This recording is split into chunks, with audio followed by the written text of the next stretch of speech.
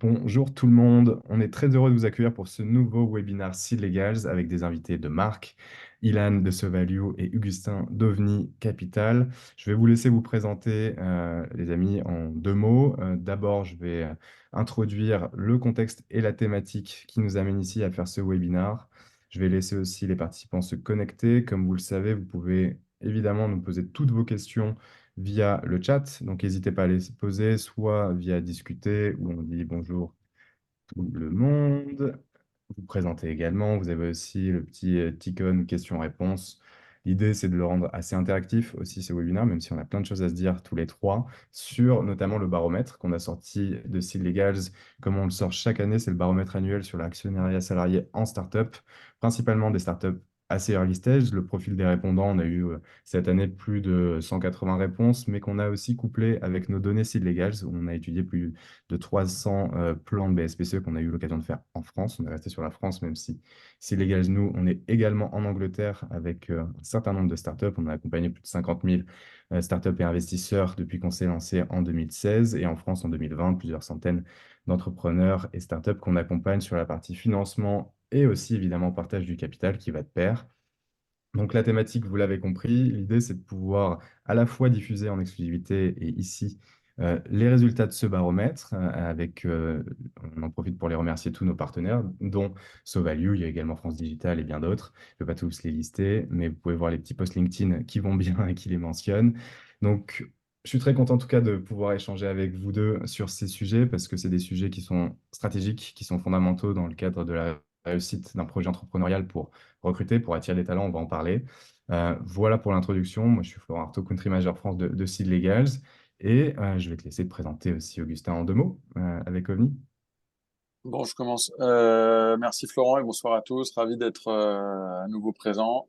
Merci pour l'invitation, c'est légal. Moi, j'ai commencé j'ai juste présenté OVNI. Je suis général partner et cofondateur d'OVNI Capital, on va dire le plus jeune fonds ou un des plus jeunes fonds. Il est en seed en France. Et pour vous parler un petit peu de notre thèse, on investit dans des sociétés de deep tech françaises qui ont cette obsession pour l'international dès les premiers jours. On est trois dans l'équipe, trois fondateurs, Arnaud Laurent, Thomas Renaudin et moi-même.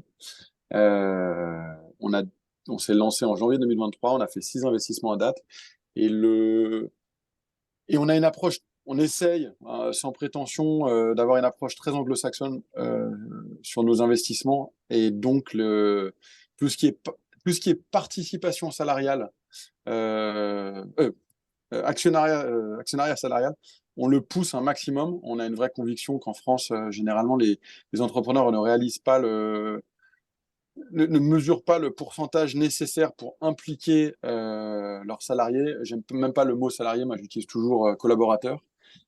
J'évite salarié et employé. Et donc c'est pour ça que je suis très content de faire partie de ce webinaire, en compagnie du pro des BSPCE, Ilan. Donc Ilan, à toi la main, si Merci, tu veux te merci présenter. Augustin. Ouais. Hein. Effectivement, donc moi je suis le CEO de SoValue. Donc c'est une entreprise qui est spécialisée dans la valorisation des entreprises de la tech et notamment ce qu'on fait aussi, c'est beaucoup valoriser le prix d'exercice des BSPCE. Donc ce sujet aussi nous touche particulièrement puisque aujourd'hui ça représente à peu près 80% de notre activité.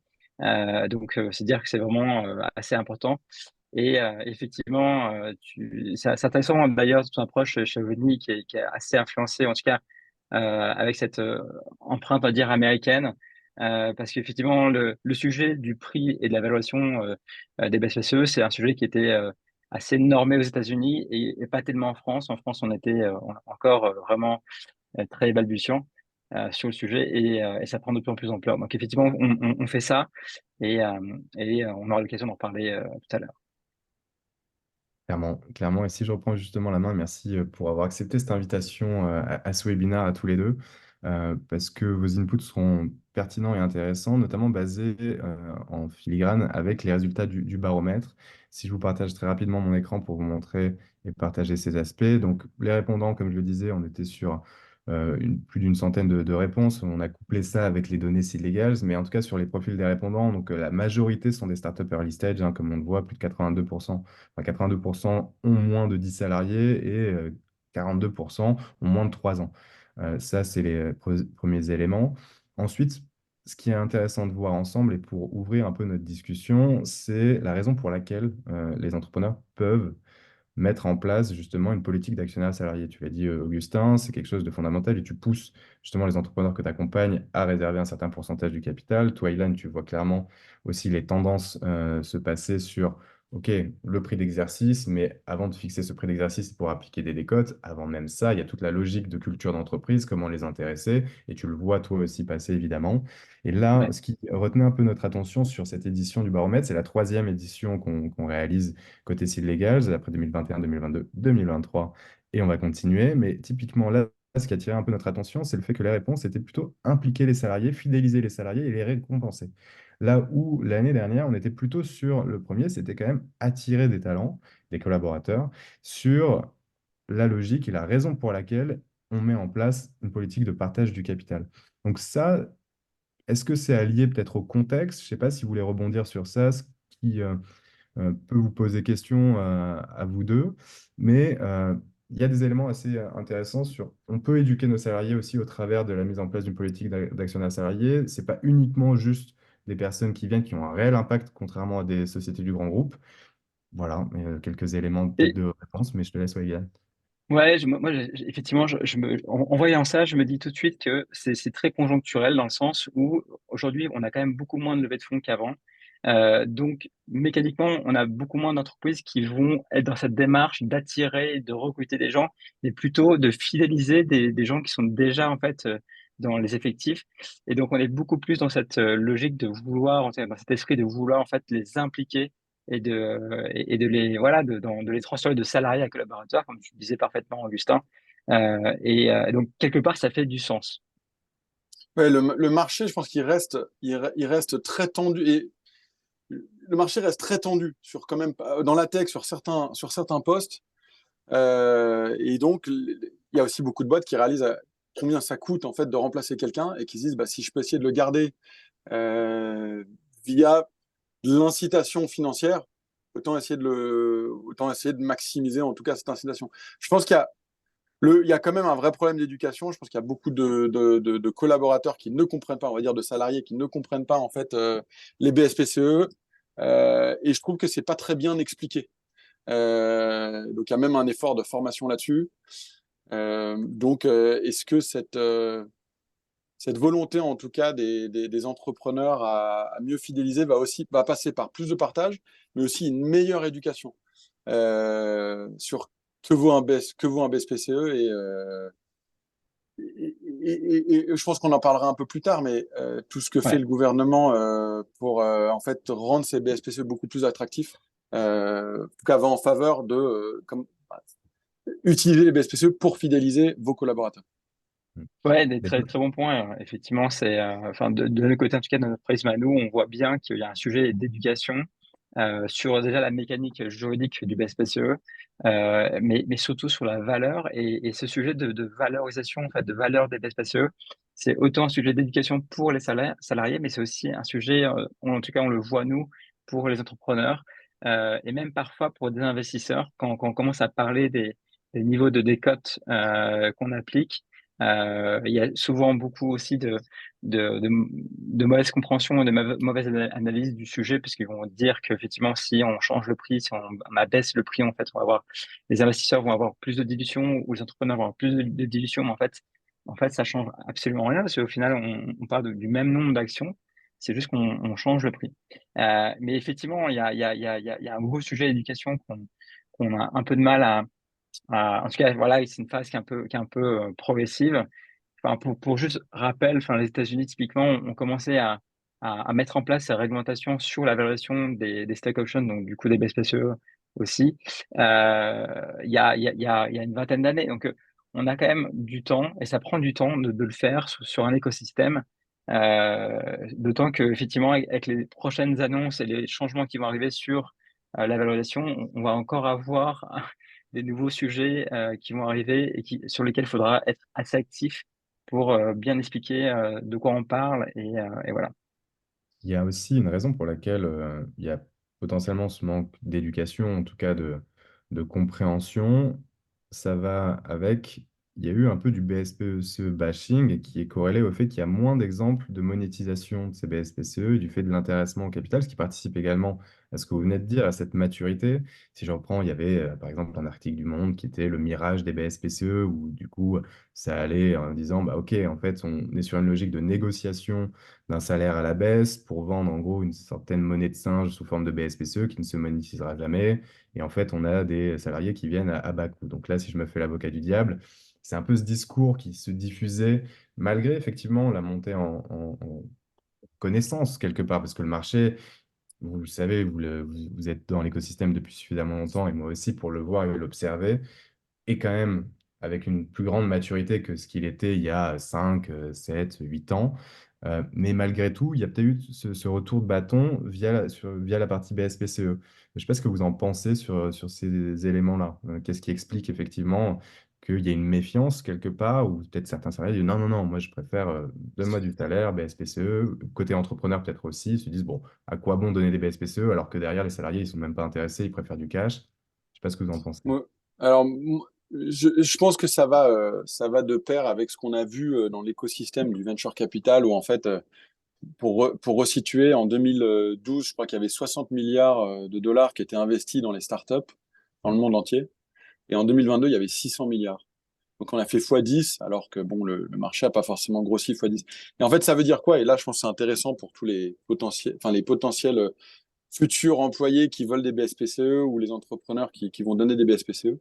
Ça veut dire quoi? Ça veut dire qu'en fait, il y a plein de business qui sont pas VC compatibles, qui sont pas compatibles pour du venture capital, qui ont commencé à lever de l'argent sur des valorisations, je peux dire débiles, mais qui n'étaient pas venture compatibles. Et en fait, la vraie question que doit se poser quelqu'un qui veut des BSPCE, c'est est-ce que je rejoins un business en fait? C'est quand même c'est dur à comprendre, mais ça fait partie de la formation. Est-ce que je rejoins un business qui a vocation euh, à lever de l'argent avec un fonds de venture d'ici 2 ans, puis 4 ans, puis 6 ans? Et qu'est-ce qu'un business qui peut lever de l'argent avec du venture? Et la définition en général d'un business qui peut lever avec du venture, évidemment, elle évolue chaque année. Mais aujourd'hui, les fonds, enfin, faut regarder ce que les fonds de venture financent. Et ils financent beaucoup d'innovation technologique. Ils font beaucoup moins de marketplace, de SaaS, de B2B, etc. Donc, si vous êtes en train de rejoindre un marketplace B2B SaaS, posez-vous la question. En fait, je pense que n'importe qui rejoint une société devrait pouvoir demander à quelle valorisation était le dernier tour et à quelle valorisation sont les BSPCE qui vont m'attribuer. Je l'ai vu, moi, via des amis, il y a des boîtes qui ne répondent pas à cette question, qui ne veulent pas répondre à cette question. Et pour moi, en fait, bah, les BSPCE, c'est de la monnaie de singe. Si la boîte ne peut pas dire, bah, voici notre dernière valorisation, et j'ai envie d'aller un cran plus loin, et c'est vrai que c'est dur, en fait, dans ces négociations, mais en fait, il faut savoir le demander. OK, voici la valo, et c'était quoi le chiffre d'affaires? Parce que je pense aussi que c'est très important. Faut pas, il y a une vraie erreur en France dans le monde du venture, c'est de dire il faut absolument des boîtes rentables. En fait, la rentabilité tue très vite la compatibilité VC. Et donc, en fait, si on est sur des boîtes où les BSPCE peuvent un jour valoir beaucoup d'argent, il vaut mieux se concentrer sur la dernière valo, le dernier chiffre d'affaires, et ensuite se poser la question, est-ce que je rejoins une boîte qui va changer le monde d'ici 10 ans si elle fonctionne? Voilà, c'est un peu dans sa globalité. Et là, en fonction de ça, on peut déterminer est-ce que c'est de la monnaie de singe ou est-ce que c'est pas de la monnaie de singe.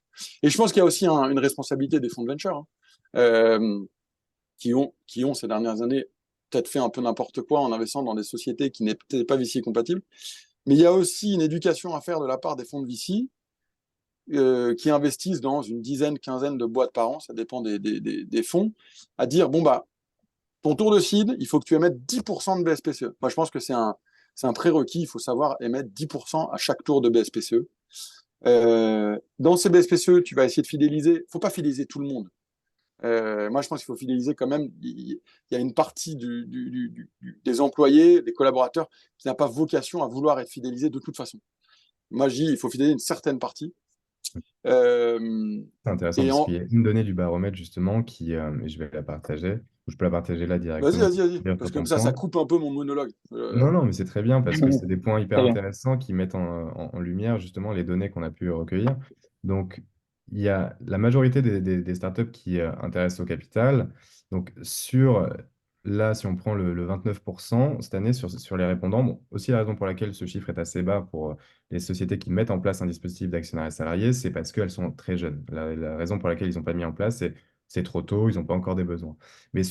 Et on voit ce déclin. En 2021, c'était plus de 40%, en 2023, 31%, et là, 29%. Donc on observe un peu la baisse dont on parlait sur l'utilisation de ces dispositifs, mais qui en reste toujours stratégique et important.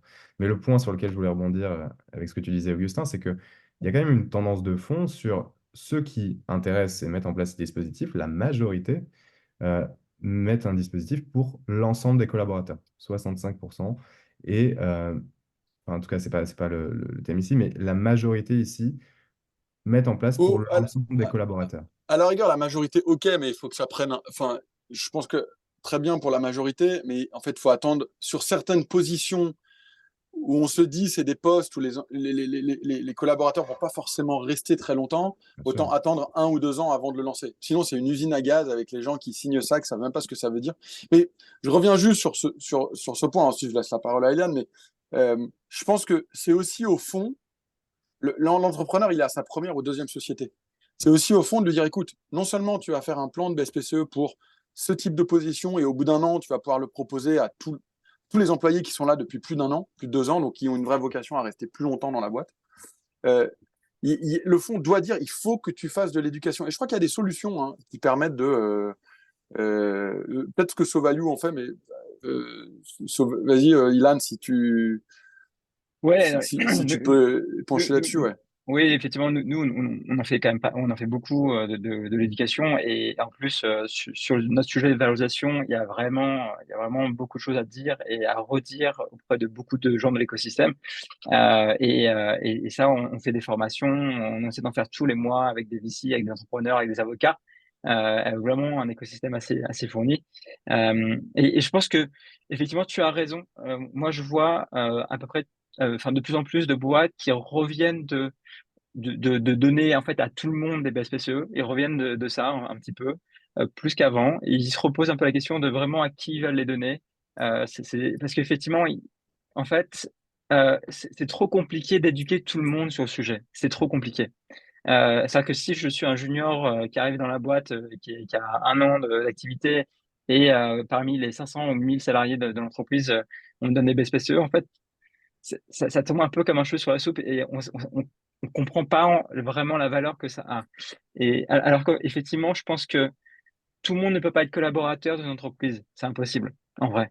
On a forcément des salariés qui ont une vision assez salariale de leur activité.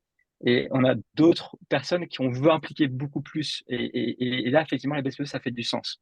Et effectivement, on voit quand même ce shift un petit peu chez nous, dans nos clients, où ils partaient de l'idée de donner à tout le monde et sont venus à quelque chose de beaucoup plus spécifique, précis pour un autre objectif.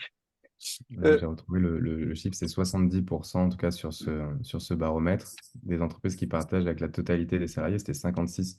Mais ça revient aussi, encore une fois, je pense que les sociétés répondant à leur profil étant jeunes, les premiers salariés aussi qui rejoignent l'aventure, c'est aussi peut-être les premiers salariés qui, eux, bah, vont bénéficier de BSPCE. Et la question peut se poser au fil aussi de la maturité de l'entreprise.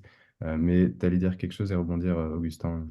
non, mais sur ce point-là, je pense que les fonds, enfin les boîtes doivent émettre des plans de BSPCE à chaque levée de fonds, quitte à avoir des accords avec les personnes enfin les collaborateurs qui ont des BSPCE, de les reluer, c'est-à-dire de leur redonner des BSPCE Sûr. à chaque tour, de manière assez automatique pour ne pas qu'ils souffrent trop de ces dilutions.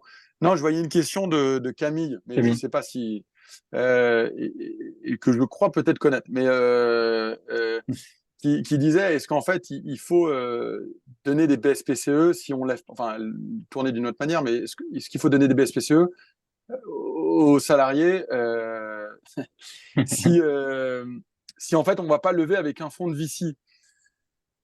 Et en fait, je dis pas, enfin, Ilan, tu as peut-être un autre avis. Je dis non, pas forcément. Je pense que des BSPCE, c'est un super moyen de fidéliser des collaborateurs dans n'importe quel PME tech. Je pense qu'il faut juste être, il faut juste être honnête, en tout cas, avec les collaborateurs qui rejoignent sur la valorisation des BSPCE et le potentiel de multiples par rapport, de multiples en tout cas sur cet investissement pour eux. Je dis ça parce que tous les business qui ne sont pas VC compatibles, en fait, à la fin des fins, c'est un multiple de quoi? C'est un multiple de 0,5 à 2 fois le chiffre d'affaires. Donc, j'aurais limite envie de dire, je pense que le BSPCE, c'est un super outil pour fidéliser n'importe qui dans n'importe quelle société en France, je pense. Hein. Ouais. Que ce soit une boulangerie, que ce soit, je ne sais même pas si c'est compatible pour les boulangeries, mais parce qu'il y a peut-être un côté techno, euh, mais en revanche, ouais, pour pas que ce soit de la monnaie de singe, faut bien faire comprendre. Bon bah, je te les mets à cette valo de 2 millions, et sache qu'aujourd'hui on fait X millions de chiffre d'affaires. Au meilleur des cas, on sera revendu 2 fois le chiffre d'affaires, donc ça veut dire si tu, enfin, peut-être avoir un Excel ou un plan qui permet à cette personne de comprendre quel est son potentiel de multiple sur ses BSPCE. Euh, donc Ouais, voilà, exactement. c'est pas uniquement VC compatible. Voilà, c'est. Vas-y, Ouais, Ilan, c'est vrai. excuse-moi. Non, non, mais c'est parfaitement juste. Enfin, d'ailleurs, juridiquement, ça s'adresse pas qu'aux startups, hein, aux jeunes pousses, comme le disait le ministre de l'économie. C'est D'accord. vraiment, en fait, à toutes les entreprises qui ont moins de 15 ans. Donc là, techniquement, c'est juste le cadre juridique qui le pose. Mais non, effectivement. Après, je pense que pour rejoindre un peu, enfin, recouper un peu avec la question de Camille, c'est ce que tu disais, c'est vrai que euh, il y a eu quand même un bashing sur les BSPCE parce que pendant des années, en fait, les VC, parce qu'il y avait beaucoup de liquidités sur le marché, ont financé des boîtes qui n'étaient pas VC, en fait, compatibles. Et ça veut dire quoi? Ça veut dire que ils ont fait un peu péter les valos. Et donc, ça n'avait plus aucun sens économique. Et quand on a trouvé des BSPCE sur des valos qui étaient complètement pétés, bah forcément, en fait, on avait derrière euh, enfin, pas de monétisation et pas de levier vraiment intéressant pour les gens. Que ce soit d'ailleurs les salariés, mais aussi les investisseurs, parce qu'au final, en fait, tout le monde était bec dans l'eau. Euh, voilà, je pense que effectivement, si on est dans un écosystème qui est sain, on va dire, où la liquidité, elle est là, mais pas en abondance, donc bien utilisée et donc investi dans les bonnes startups. Effectivement, là, ça fait du sens en tout cas d'avoir des actions et de les partager à ses salariés, collaborateurs, pour justement leur donner une vision un peu en waterfall, ou une perspective dans 3, 4 ans, 5 ans. Le potentiel d'exit, il est là. Et il y a beaucoup plus de chances d'y arriver parce qu'on est une boîte qui est VC compatible, où on peut effectivement être leader sur un marché et donc du coup générer la valeur pour tout le monde. Ce qui n'était pas le cas forcément pour toutes les boîtes avant. Voilà, c'est juste mon point. Et si on revient Ouais. d'ailleurs sur les différentes mécaniques qui sont disponibles pour les entrepreneurs pour intéresser les salariés au capital, collaborateurs, on voit ici forcément que les BSPCE, c'est l'outil le plus plébiscité, le plus utilisé par les entrepreneurs. À la différence des attributions gratuites d'actions, donc communément appelées les AGA, qui sont plutôt de 16%, qui étaient moins importantes encore l'année dernière par rapport au baromètre, 2% pour les stocks options, pour une raison assez simple, hein, si on compare les stocks options avec les BSPCE, c'est la même mécanique. Donc les BSPCE, c'est comme une option, c'est le droit d'acheter une action à un prix fixé lors de l'attribution de ce bon. Sauf que l'avantage des BSPCE, sous réserve des conditions d'éligibilité, dont tu as parlé Ilan et Augustin aussi, sur il faut au moins avoir 15 ans d'avoir moins de 15 ans pour la société.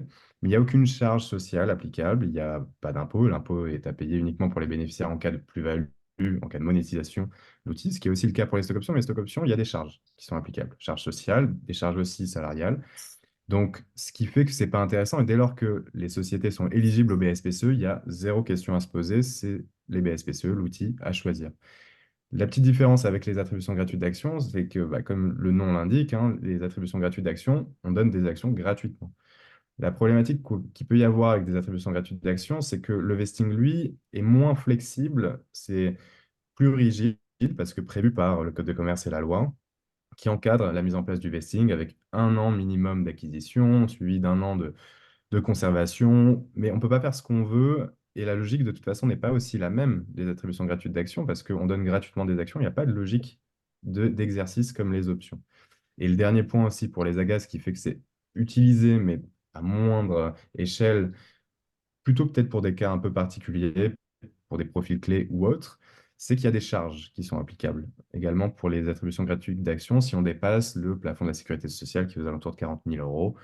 Mais c'est basé aussi que un an après la première période d'acquisition. Donc on est toujours à N+1 après donner des attributions d'actions pour baser la valo.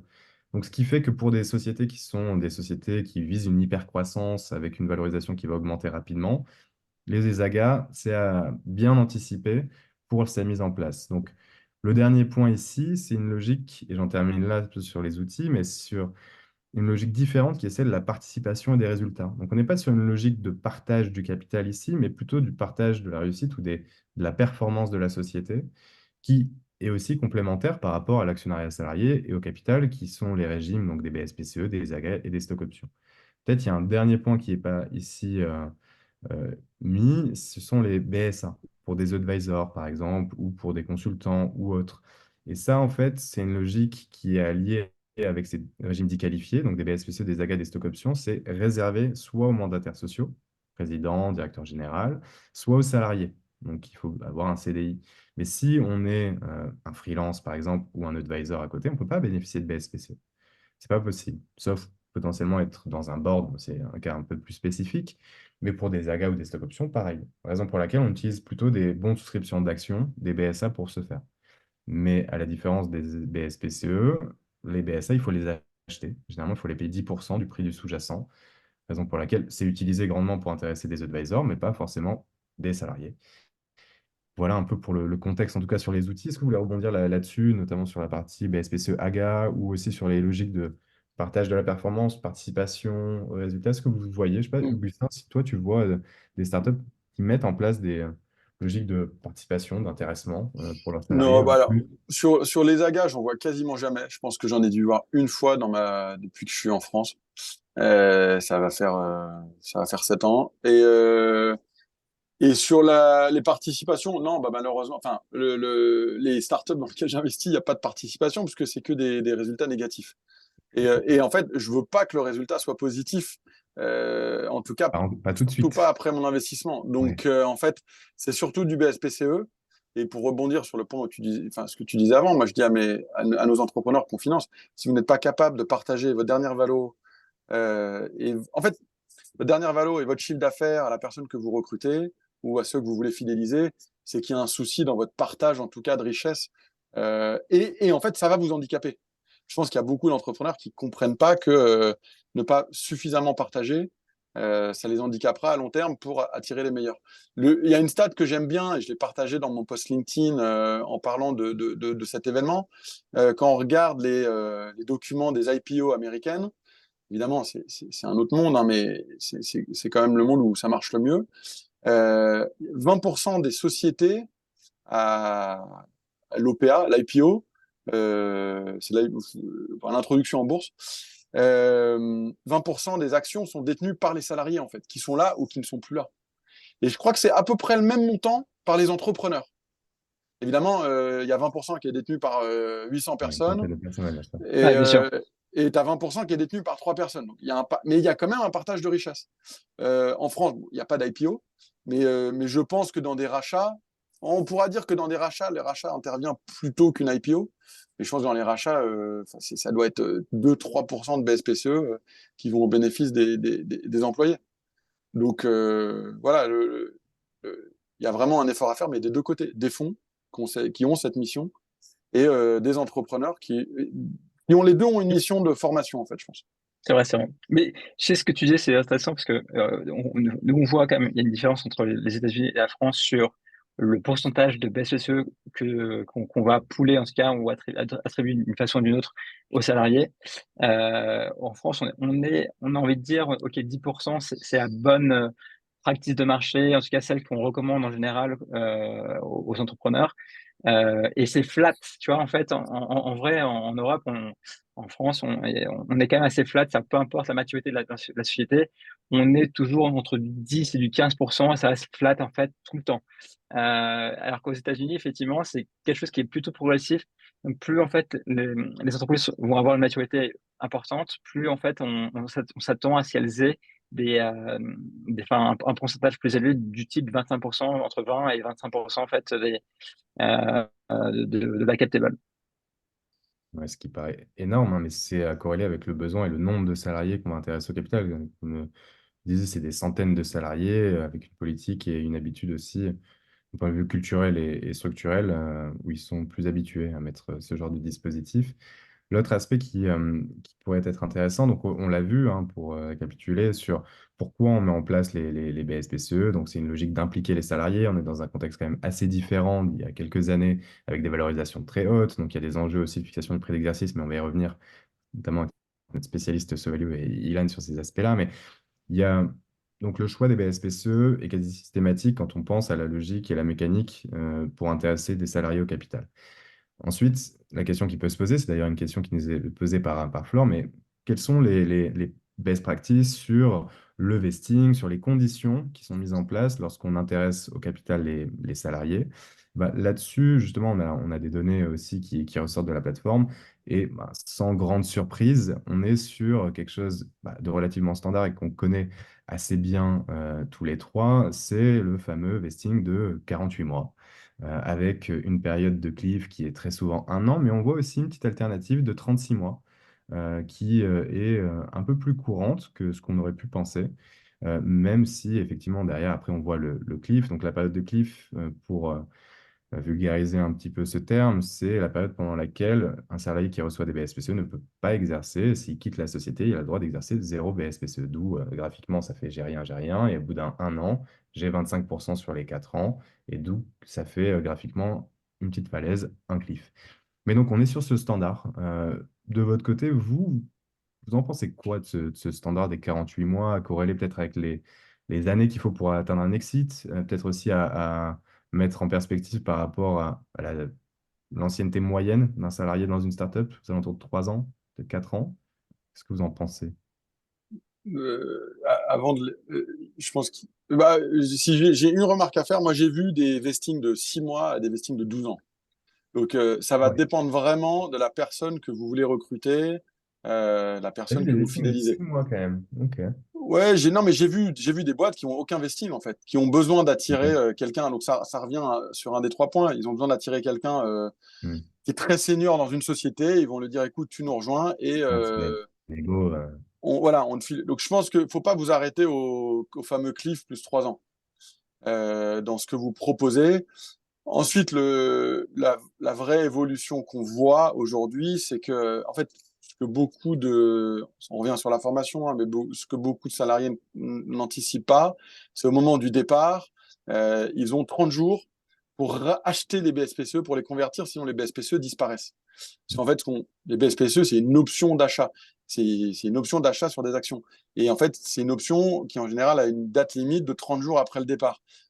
Moi, ensuite, je laisse Ilan qui en voit beaucoup plus que moi. Euh, dans les nouveaux BSPCE, on voit cette période passer de 1 mois à 3 mois, voire 1 an à 10 ans, hein. Euh, 10 ans, c'est le maximum, c'est la durée de validité de l'option, effectivement. En Donc, plus, ouais. ouais. Donc, pour être vraiment friendly avec en fait ses collaborateurs. C'est pas forcément quelque chose que je recommande parce que vous vous retrouvez avec tout le monde en Des fait a des options options. ouais, qui sont plus dans la société, où il faut aller les Voilà. chercher. Hmm. Donc voilà. Et souvent ça fait des grosses sommes à débourser. Donc c'est vrai que si vous voulez incentiver aussi des bons, il faut leur dire bon, au cas où il y a un petit problème entre nous, tu auras 3 ans après ton départ pour convertir tes actions. Et pour ceux qui nous écoutent et qui, qui, qui ont une petite compréhension des BSPCE, je pense 90% des BSPCE, en fait, ils ne sont exercés qu'en cas d'exit, en fait. Hmm. La plupart des gens préfèrent dire, bon, bah, j'attends l'exit pour les exercer. Comme ça, il faut quand même sortir l'argent. Il y a des sociétés qui spécialisent à vous prêter cet argent. Et comme ça, vous sortez l'argent et le lendemain, vous récupérez De plus-value. votre culbute, quoi. Mm, mm. Voilà. Bon. Mais c'est un très bon point, ça, sur la période post-départ. Combien de temps est laissé pour pouvoir exercer ces BSPCE?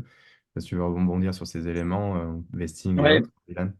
effectivement, c'est un très bon point et je pense qu'il faut pas oublier une chose, c'est que ça reste très contractuel en vrai, en fait, les contrats de BSPCE.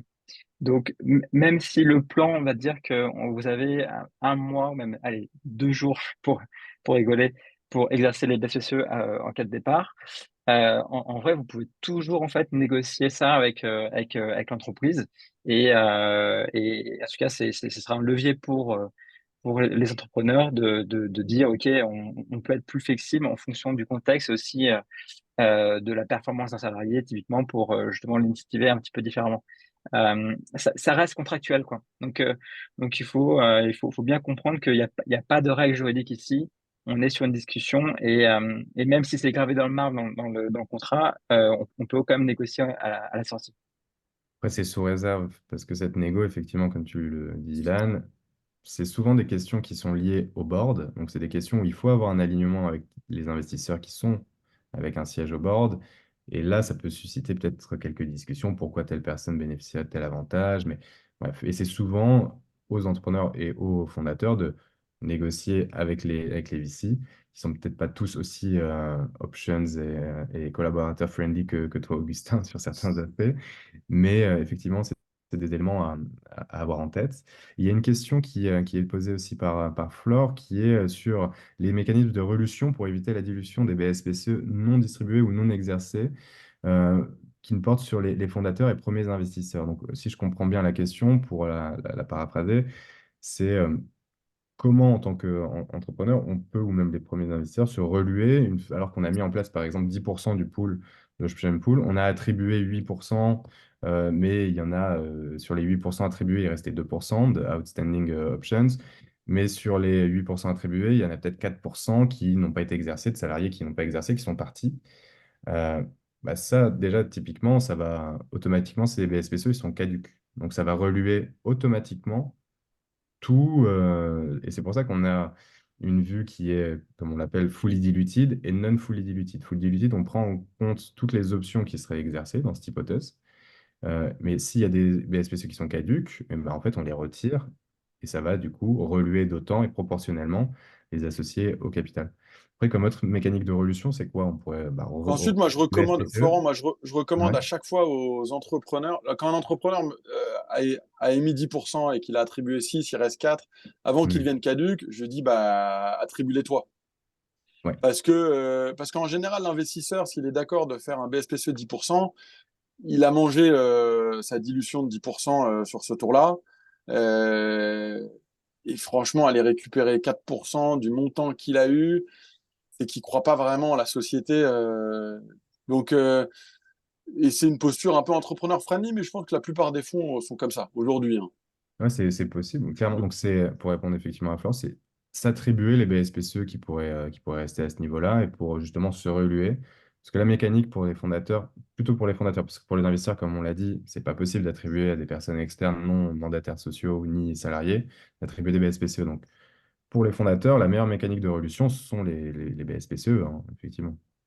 Ouais. Après, il y a deux façons techniques d'arriver à des fins à peu près identiques. C'est pas forcément de passer par un changement enfin, d'ownership et donc du coup du nombre d'actions qu'on possède, mais c'est parfois aussi par juste changer les règles de liquidation préférentielle. Et je m'explique. Euh, dans ce cas-là, on peut négocier. J'ai vu dans quelques boîtes, c'est assez rare quand même. C'est de négocier un carve-out. Donc, un carve-out, ça veut dire quoi? C'est-à-dire qu'on va prioriser avant le paiement des investisseurs typiquement dans une liquidation préférentielle. C'est prioriser typiquement les fondateurs ou les salariés. On dit qu'on va réserver typiquement, donc par exemple, 30% du montant de l'exit en priorité aux salariés fondateurs, à ceux qui détiennent des actions ordinaires. Ou on peut nommer même d'ailleurs les personnes qui peuvent en bénéficier. Et ça, c'est une technique qui peut être intéressante dans certaines situations pour justement toujours incentiver en fait les fondateurs et l'équipe dirigeante, en tout cas le management, pour qu'effectivement que la société puisse continuer à vivre et que tout le monde soit aligné et motivé. Donc c'est assez technique, mais ça peut aussi finalement arriver à des fins assez intéressantes pour tout le monde. Donc là, c'est plutôt que viser sur la relution, c'est visé sur toucher les proceeds, ou en tout cas les fruits d'un exit potentiel avant, grâce au carve-out. Ok, c'est clair. Exactement. Euh, Ensuite, en practice, enfin, Ilan, tu le vois beaucoup parce que Non, c'est marrant quand je t'entends, je me dis ça doit être assez frictionnel ça. oui, oui, c'est ça. En fait, concrètement, je ne vois pas beaucoup, et c'est dans des cas où il y a une baisse de valorisation de l'entreprise assez importante, et les investisseurs ont décidé que c'était néanmoins nécessaire parce que si on projetait en fait le waterfall à cette baisse de valorisation, on voyait bien que les Avec ordinaires n'avaient les, plus rien à la fin, tu vois. ouais, bien Donc sûr. c'est Ok. Tu vois, et donc c'était une façon de leur dire non, non, mais restez finalement à votre poste, on va changer un peu les règles de l'équitation, et comme ça, tout le monde est incentivé à faire quelque chose de beaucoup mieux dans 2 ans, tu vois.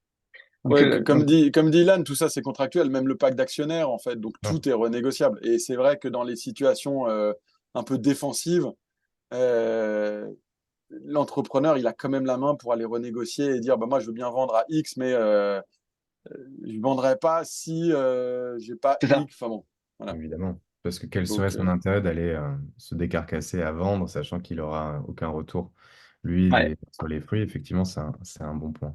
Il y a une et même question. s'il a un petit retour, hein, il peut négocier Ah pour oui, avoir plus, hein. À la fin, ouais, l'investisseur il perd tout si le mec s'en va. Si les exactement. entrepreneurs s'en vont. c'est Et ce puis, rapport et de puis tu as aussi force. des mécanismes inverses où, effectivement, en fonction de la performance enfin, de l'entreprise, et donc du coup de la valorisation de l'entreprise, tu peux avoir plus de carve attribuées de manière progressive. Voilà, tu vois, ça peut aussi arriver. Mais effectivement, c'est rare, et c'est dans des circonstances qui s'y prêtent. C'est particulier. D'ailleurs, si on continue sur cet aspect exit, monétisation, il y a une question qui nous est posée par un spectateur anonyme qui utilise des clauses anti-secondaires. Donc, on l'a vu un peu se répandre, justement, c'était Caption qui avait quand même pas mal mis en place les logiques de pouvoir créer de la liquidité en dehors justement d'une vente ou d'une entrée en bourse pour les sociétés, parce qu'on reste quand même sur des sociétés privées, donc fondamentalement et par essence, il faut trouver un acquéreur en face avec le prix pour pouvoir vendre les actions sous-jacentes des BSPCE, et donc comme ça de monétiser. Donc, ce qui était une très bonne chose, donc ce qui a permis avec Caption, qui est un peu pivoté maintenant, qui a lancé d'ailleurs son fonds d'investissement également, mais qui permettait de créer de ces liquidités-là, mais sans forcément non plus avoir l'accord de l'entreprise, et ce qui générait quelques frictions, raison pour laquelle, pour finir ce contexte-là, il y a certaines sociétés, avec l'aide de leurs avocats, qui leur conseillaient, leur recommandaient d'éviter de vendre en dehors d'Exit, et dans le cadre d'une levée de fonds ou pour du secondaire, des clauses empêchaient de pouvoir le faire. Est-ce que vous l'avez vu ça? Est-ce que vous avez t'as peut-être vu un cas, Alors, toi Augustin ou toi Ilan aussi moi, sur j'ai jamais ce cas? compris comment c'était légal, donc je vais laisser Ilan répondre. Je- Parce que Et je comprends pas ouais. comment légalement tu peux laisser quelqu'un vendre ses BSPCE à quelqu'un d'autre et tu te retrouves dans ta table d'actionnaires avec des gens que potentiellement tu n'as pas forcément envie, qui peuvent nuire en fait à ton business. Donc voilà, je ne sais pas comment c'est légal. Mais j'ai Alors, jamais vraiment creusé, hein, mais ouais, ouais, bien sûr. Mais Ouais. c'est un très bon, c'est une bonne question. Et je vais te laisser poursuivre Ilan pour rebondir dessus. Mais en fait, il y a les fameuses clauses du pacte d'associés qui vont jouer des questions de préemption. Mais sauf que si la personne en face paye le prix et que les investisseurs qui sont dans le pacte veulent faire jouer leur droit de préemption, ils sont obligés de payer le prix que l'autre acquéreur va du coup fixer, est prêt à payer. Donc ils sont obligés de s'aligner sur ce prix-là, ce qui génère en gros une obligation pour les associés déjà présents dans le capital d'acheter au prix qu'ils ne voulaient pas, alors qu'ils ne voulaient même pas non plus acheter. Et donc ça les mais embête souvent dans le beaucoup. pacte, il y a marqué il y a besoin de l'accord des entrepreneurs pour tout. Il y a besoin, en fait, c'est le droit de préemption, donc c'est là où ça a suscité des frictions. Mais je te laisse compléter, Ilan, sur ce point, notamment sur la question du prix. Ouais, effectivement, enfin, déjà sur les termes juridiques, donc il y a effectivement ces règles de préemption qui existaient, mais c'est assez classique. Et le problème de ça, c'est que la limite, c'est qu'effectivement, si tu as un acheteur et que personne dans la cap table veut racheter des parts à ce prix-là, l'opération se fait. Et donc pour limiter les boutiques de secondaire, les plateformes de secondaire, et avoir plus de contrôle sur les cap tables, on a vu apparaître des clauses qu'on appelle en fait dans le jargon juridique des clauses anti-caption à tort ou à raison. Et c'est en fait finalement des clauses où on met un agrément en fait en plus. Donc c'est une couche de plus d'accord, si on veut.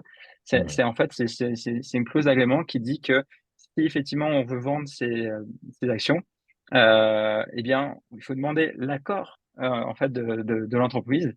Et moi ce que j'ai vu dans quelques entreprises, donc ces clauses arrivées en fait progressivement dans les pactes, notamment dans une licorne qui avait mis une clause d'agrément où le board avait la possibilité de répondre, enfin de donner son accord ou son refus dans une période de 9 mois. Autant dire que 9 mois pour Ça se quelqu'un fait pas, quoi. qui veut vendre ou acheter des actions, c'est Ouais. juste un deal breaker total pour tout le monde, quoi. Et sinon, ça se Donc, fait aussi de vouloir incentiver justement, au-delà de ces questions de clauses et de vouloir restreindre cette possibilité de vendre dans le cadre de secondaire, notamment avec Caption qui avait poussé ça, permettant de créer un peu de liquidité. Dans le cadre des levées de fonds, c'est plutôt des séries B, peut-être et plus, où il y a du secondaire, donc il y a des associés déjà présents qui vendent leurs actions, mais il y a aussi la possibilité de pouvoir faire bénéficier des salariés, des collaborateurs, mais également de la vente de certaines actions issues de leur BSPCE. Est-ce que vous le voyez, ça? ouais, ouais, bien sûr. Enfin, on voit beaucoup donc de secondaires lors des tours d'investissement dans des boîtes un peu plus matures. Enfin, pas forcément en seed, c'est sûr. Mais des boîtes plus matures, ça reste un sujet qui est assez récurrent et ça ne concernera pas forcément tous les salariés. Ça peut concerner effectivement enfin, le top management ou les fondateurs qui eux-mêmes ont des causes parfois de lock-up, de respiration et qui sont limitées en termes de volume. Tu le vois, L'esprit toi, ça Christian, arrive. aussi, certains? Pardon, Ouais. excuse-moi. Je t'ai Ce qu'on voit aussi, c'est effectivement, en fait, ce qu'on voit, c'est que les investisseurs qui le font dans le cadre des tours vont convertir les actions ordinaires en actions de préférence. Donc, eux, en fait, ils vont garder leur garantie en échange d'un prix qui est finalement aligné avec celui du tour. Toi, tu l'as observé peut-être dans certains tours, Augustin, le fait qu'il y ait du secondaire qui se fasse ou ils sont encore un peu jeunes? Sur des BSPCE, si, et c'est marrant que tu dis ça, on vient de le faire sur un dossier. En fait, on n'avait pas investi le montant qu'on voulait, et donc j'ai demandé au fondateur, je lui ai dit, t'as pas des employés qui aimeraient faire du secondaire? Il m'a dit oui. Et je t'avoue, en général, on fait comme Ilan a dit, ça veut dire qu'on dit, on rachète les BSPCE, enfin, il exerce les BSPCE, on lui Pour acheter des rachète. actions. Mhm. On rachète les actions et on négocie pour que les actions soient transformées en préférentielles, puisque en fait, c'est du new money.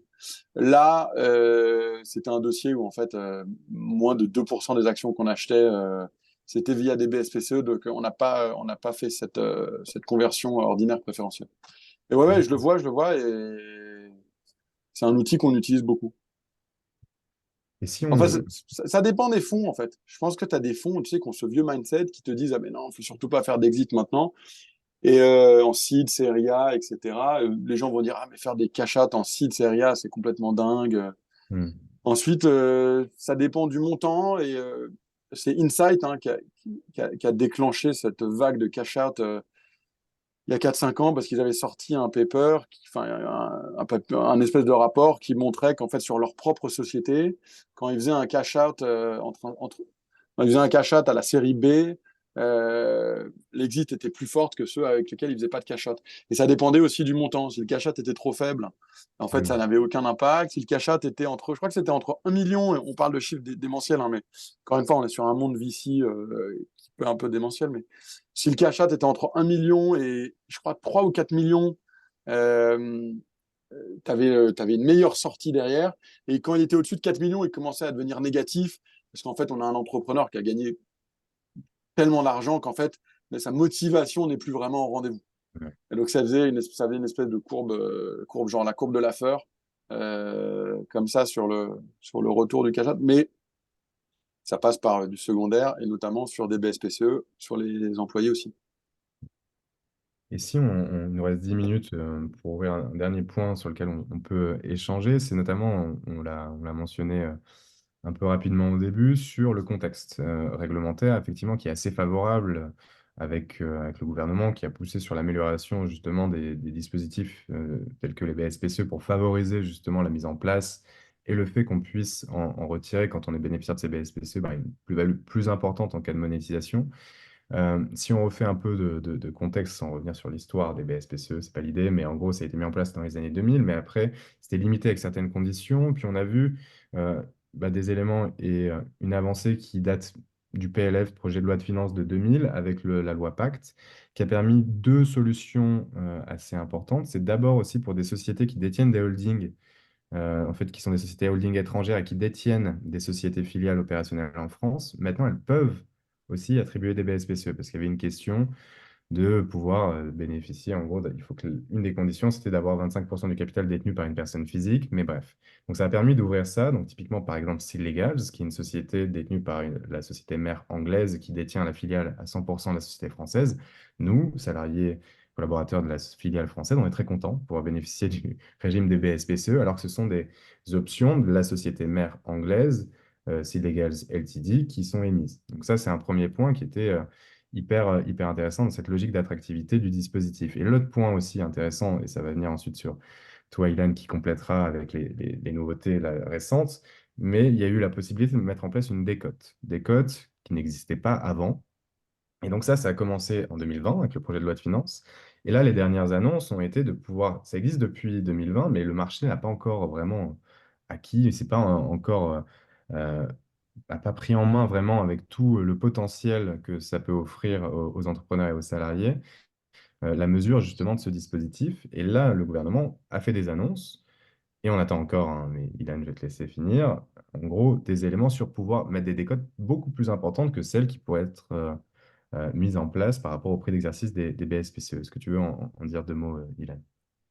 Oui, effectivement, c'est une grosse actualité, une grosse évolution, car on va avoir la possibilité pour les entreprises d'avoir une vraie valorisation du prix d'exercice des BSPCE. Et c'est pas que c'était pas le cas avant, la loi PAC le permettait, mais c'est juste que l'administration fiscale va clarifier finalement la méthode en disant, OK, on peut décoter le prix des BSPCE parce que on est sur une entreprise qui a de la liquidation préférentielle pour des investisseurs, et donc ça crée une distorsion économique entre des actions ordinaires auxquelles donnent droit des BSPCE et les actions des investisseurs, et aussi parce qu'on on est aussi en présence d'actions qui sont pas liquide, on reste sur du private equity, on est sur des BSPCE qui ont aussi pas forcément les mêmes droits, les mêmes droits de préemption ou euh, ils ont des clauses de lock-up, enfin bref, ils ont aussi d'autres éléments qui vont impacter leur liquidité. Et d'ailleurs, juste le fait d'être des actions ordinaires en présence d'actions de préférence, ça aussi impacte la liquidité sur un marché secondaire. Donc en fait, on peut appliquer deux décotes, une décote qui va calculer l'écart de valeur entre les actions de préférence et les actions ordinaires, et aussi calculer la décote d'illiquidité qui va en fait compléter finalement cette valorisation. Et donc, ça aboutit à quoi au final? Ça aboutit en fait, avant, on était sur une pratique de marché de décote autour de entre 0% même d'ailleurs et 20%. Et c'était un peu au doigt mouillé, il n'y avait pas de rationnel derrière, peu importe si la boîte était euh, early stage en seed ou en unicorn, ou s'il était en phase en croissance énorme avec une super valorisation. Il n'y avait pas de logique, c'était forfaitaire. Et personne ne le disait, enfin, en tout cas, l'administration fiscale n'avait jamais dit qu'il fallait faire comme ça, mais c'était comme ça que le marché s'était construit. Et donc, du coup, aujourd'hui, avec ces deux décotes-là, on va pouvoir arriver sur des décotes plutôt comprises entre allez, 40% et 80%, en fonction du coup de chaque histoire unique de l'entreprise, de son equity story. Et donc ça change quand même beaucoup de choses pour les salariés, en tout cas pour les bénéficiaires des BSPCE, car ils vont avoir enfin une vraie valorisation. Et effectivement, c'est important parce que typiquement, si on se rappelle ce qui s'est passé en 2022 avec la crise financière, on a vu une baisse des valorisations de 40%. Aux États-Unis, qui eux décotaient de 80%, on va dire, leur BSPCE à eux, pour les salariés américains, l'impact était moins important parce que voilà, ils étaient quand même en dessous ils étaient toujours in the money, comme on dit, ils étaient toujours en dessous enfin, leur prix d'exercice était toujours en fait dans la monnaie. Mais en France, comme on décotait pas du tout en fait les BSPCE par rapport au dernier tour, et que le dernier tour a perdu 40% de valeur en 2022, ben en fait tout le monde s'est dit mais en fait ça ne vaut plus rien. Donc finalement cette évolution va permettre de résoudre déjà ce problème-là et donc de s'aligner sur une vraie méthode économique, financière, objective, qui n'est plus du doigt mouillé, quoi. Ça permet Donc là, d'autant tu plus dois être débordé, de... Ilan, là. Bah ouais, on lui C'est souhaite, hein. ça, On lui Ah, souhaite, on t'as lui souhaite. trouvé ton time to market, là. c'est exactement ça. On est pile poil sur le time to market.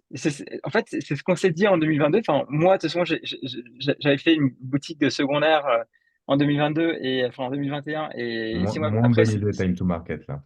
là, c'était le pire time to market ever de l'histoire. Tu vois, on est arrivé, les investisseurs nous disaient, on veut plus du tout investir, on attend la fin du bear market et les décotes hyper importantes sur le marché du secondaire. Et c'est là qu'on s'est dit, mais en Ouais. fait, le vrai sujet de demain, c'est vraiment de craquer ça en France et de dire qu'il faut vraiment valoriser à la bonne valeur ces actifs, quoi. Donc, donc voilà. Donc c'est ce qu'on fait et on fait des rapports de valorisation sur du coup le prix d'essai des BSPCE français, mais aussi on fait pour les stock options américains en 409A pour des boîtes qui ont un pied aux États-Unis. Et donc effectivement ça permet donc c'est hyper intéressant parce que on a ce travail d'éducation pour un peu tout le monde.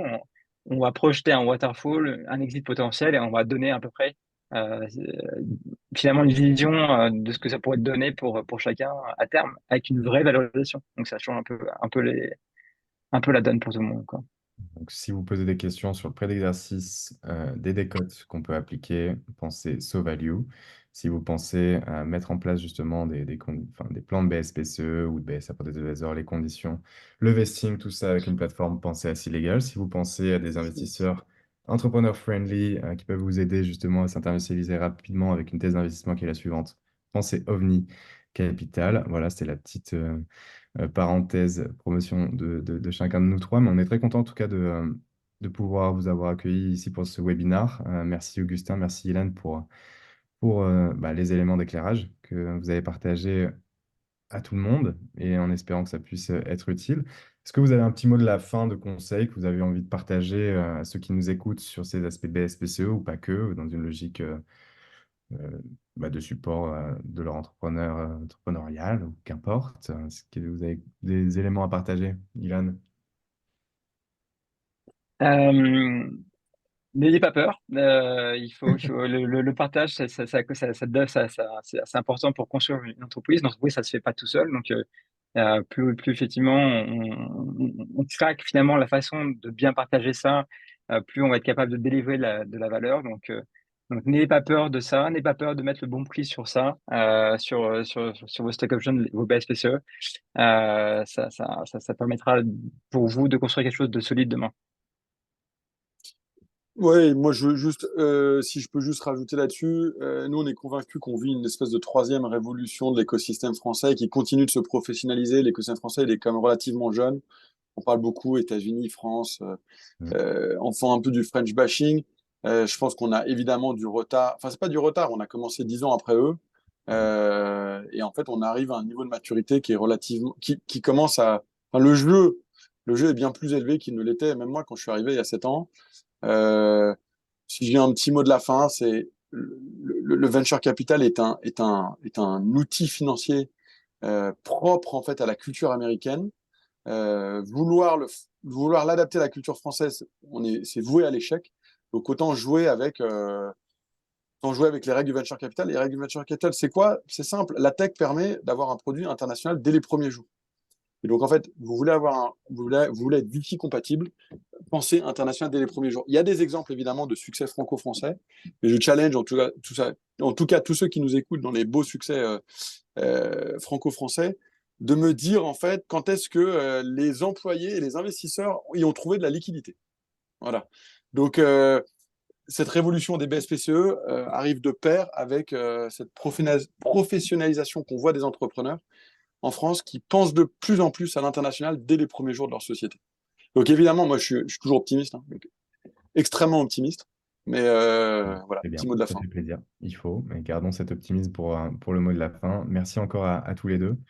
Et merci à tous ceux qui ont participé au webinar. Il sera en replay sur notre blog S'il Légal ou chaîne YouTube, évidemment. Si vous avez besoin de nous contacter, donc c'est ilan@sovalue.co ou Augustin at ovni.vc, il me semble, et moi, Florent, at sillegals.com. Merci beaucoup, tout le monde. Merci à vous deux. Très bonne soirée et à Merci à bientôt. vous. Bonne soirée.